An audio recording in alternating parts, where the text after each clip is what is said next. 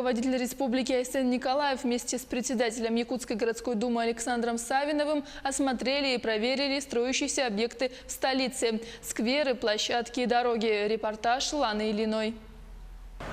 Четвертая полоса по улице Автодорожной откроется в скором времени. Об этом заявили сегодня городские власти. Остались незначительные работы. Но самое главное, самая серьезная работа – это переключение напорной канализации. То есть вот здесь водоканалом сейчас большая работа была проведена, и фактически мы уже вышли на финишную прямую. То есть в ближайшие 2-3 дня мы должны полностью переключить старую ветку на новую. Ну и, соответственно, будут работы по демонтажу старой ветки. По инициативе жителей города действует проект «Народный бюджет». 70% работ по этой программе оплачивается из бюджета города. Остальное – сами горожане. И мы находимся как раз на площадке, который проект выиграл по программе народного бюджета строительство детской площадки. Это инициатива наших жителей. Мы ежегодно закладываем порядка 30 миллионов рублей. Бульвар Учителя по улице Ярославского уже имеет интересную историю. В прошлом году рабочие наткнулись на интереснейшие археологические находки. Сенсационные раскопки прервали стройку бульвара, но в этом году работы идут полным ходом, и ко дню города планируется открыть бульвар Учителя.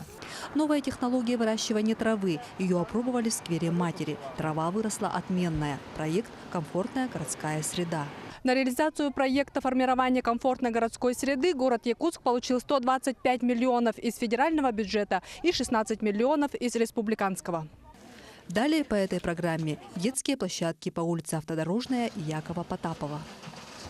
По идее, это вот когда вот нам проект показывали, да, вот это полностью это все должно было бы это сделать из дерева. А местами почему-то вот это ДСП это лежит. Ремонт дороги по объездному шоссе до Курнатовского строительное управление «Три восьмерки» планирует сдать в середине августа. Сейчас здесь идет асфальтирование. Долгострой по улице Тургенева, школа номер 35. Работы здесь в самом разгаре. Все работы идут в нормальном, хорошем графике. Мы, самое главное, с помощью федерального правительства, Министерства по делам Дальнего Востока смогли решить вопросы финансирования за счет этой школы, за счет федерального бюджета. Построено 3 этажа полностью. Закончена черновая отделка, закончен монтаж электропроводки и воздухопровода. Школа будет сдана в конце 2018 года. Лана Ильина, Георгий Григорьев, Якутск.